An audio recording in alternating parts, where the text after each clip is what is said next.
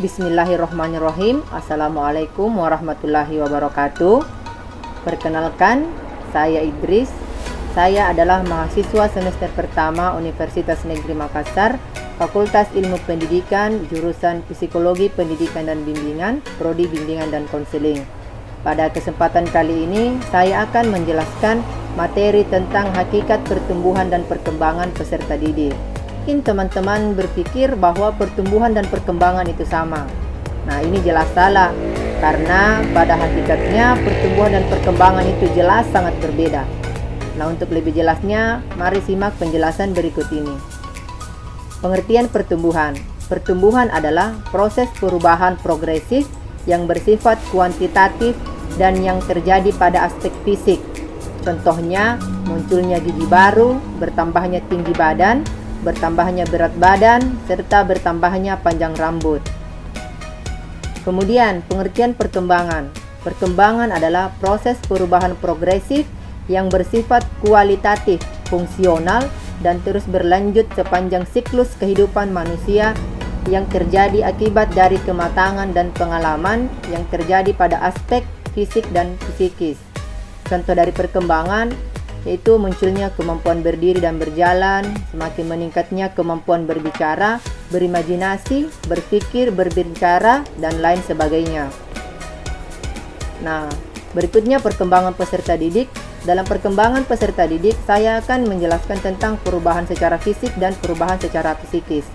Perubahan fisik adalah hasil dari konsepsi ovum ditambah sperma yang mengakibatkan interaksi proses biologis dan genetik dengan lingkungan. Kemudian, perubahan secara psikis yaitu perubahan secara keseluruhan karakteristik psikologis individu atau perkembangan secara kognitif, emosi, sosial, dan moral. Untuk lebih memahami tentang pertumbuhan dan perkembangan, mari kita simak tabel perbedaan berikut ini. Dilihat dari pengertiannya, pertumbuhan adalah suatu proses bertambahnya jumlah sel tubuh suatu organisme yang disertai dengan adanya pertambahan ukuran, bentuk, berat, dan tinggi. Sedangkan perkembangan, suatu proses diferensiasi dan organogenesis dan diakhiri dengan terbentuknya individu baru yang lebih lengkap dan lebih dewasa.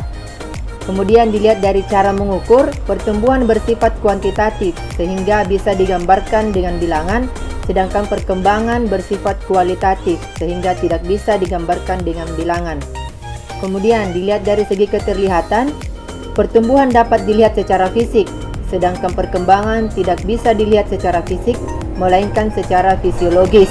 Pertumbuhan dilihat dari keterbatasan itu prosesnya terbatas usia, sedangkan perkembangan prosesnya tidak terbatas usia. Kemudian, pertumbuhan dari segi keterulangan bersifat irreversibel atau tidak bisa terulang, sedangkan perkembangan itu bersifat reversibel atau dapat terulang. Kemudian pertumbuhan jika dilihat dari faktor yang dipengaruhi pembelahan sel, sedangkan perkembangan itu dipengaruhi oleh pengalaman. Kemudian proses berlangsung secara cepat pada awal usia sampai remaja, sedangkan perkembangan itu berlangsung di setiap fase kehidupan manusia. Contoh dari pertumbuhan adalah bayi yang tadinya mempunyai berat badan 2,5 kg, namun seiring dengan berjalannya waktu, maka beratnya akan menjadi 5 kg. Kemudian contoh perkembangan itu pematangan hormon-hormon dalam tubuh, kemudian pematangan sel ovum dan sel sperma. Berikutnya adalah faktor yang mempengaruhi perkembangan.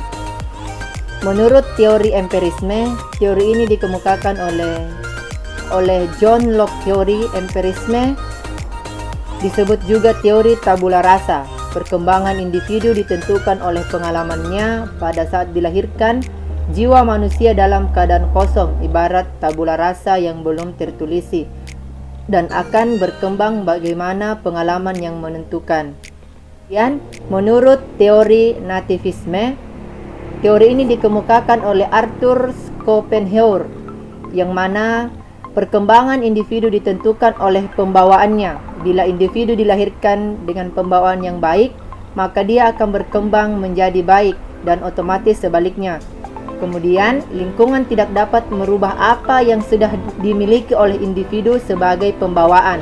Menurut teori konvergensi, Teori ini dikemukakan oleh William Stern, di mana teori konvergensi disebut juga teori interaksionisme. Perkembangan individu merupakan perpaduan antara faktor pembawaan dengan faktor pengalaman. Berikutnya adalah prinsip-prinsip perkembangan menurut Herlock. Di sini Herlock mengemukakan ada 9 prinsip perkembangan. Yang pertama, dasar-dasar permulaan adalah sikap kritis. Yang kedua, peran kematangan dan belajar. Yang ketiga, mengikuti pola tertentu yang dapat diramalkan. Yang keempat, semua individu itu berbeda. Yang kelima, setiap perkembangan mempunyai perilaku karakteristik. Yang keenam, setiap tahap perkembangan mempunyai resiko. Kemudian yang ketujuh, perkembangan dibantu rangsangan. Yang kedelapan, perkembangan dipengaruhi perubahan budaya. Dan yang terakhir adalah harapan sosial pada setiap tahap perkembangan. Kemudian ciri-ciri perkembangan. Di sini ciri-ciri perkembangan ada 4. Yang pertama, seumur hidup atau lifelong, yang mana tidak ada periode usia yang mendominasi perkembangan. Kemudian yang kedua, multidimensional, yang terdiri atas biologis, kognitif, sosial, misalnya intelijensi abstrak, intelijensi nonverbal, intelijensi sosial, dan lain sebagainya. 3. Multidireksional, yang mana beberapa komponen dari suatu dimensi dapat meningkat dalam pertumbuhan, sementara komponen lain akan menurun. Kemudian lencur atau plastis, bergantung pada kondisi keadaan individu. Berikutnya adalah tugas perkembangan. Tugas perkembangan di sini ada Hafigur, yang mana tugas yang harus dilakukan oleh seseorang dalam masa hidup tertentu sesuai dengan norma masyarakat dan norma kebudayaan. Tugas ini bersifat khas untuk setiap masa hidup seseorang. Contohnya, periode bayi dan anak kecil akan berbeda tugas perkembangannya dengan masa remaja. Pembahasan yang terakhir kita adalah periode perkembangan. Di sini periode perkembangan ada periode bayi dan anak kecil. Periode bayi dan anak kecil meliputi yang pertama belajar berjalan, kemudian belajar makan makanan padat, kemudian belajar berbahasa, kontrol badan, stabilitas fisiologik, belajar perbedaan dan aturan-aturan jenis kelamin, kontak perasaan dengan orang tua, keluarga, dan orang-orang lain. Kemudian pembentukan pengertian sederhana, realita fisik, realita sosial, kemudian belajar benar salah, serta perkembangan kata hati. Berikutnya adalah periode anak sekolah. Di sini periode anak sekolah ditandai dengan ketangkasan fisik, belajar peranan jenis kelamin, kontak-kontak dengan teman sebaya, belajar sikap terhadap kelompok serta lembaga-lembaga yang ada. Kemudian belajar membaca, menulis, dan berhitung, belajar pengertian-pengertian kehidupan sehari-hari, dan juga kata hati, perkembangan, dan moralitas skala nilai-nilai. Dan berikutnya adalah periode masa muda atau pubertas adolescensi.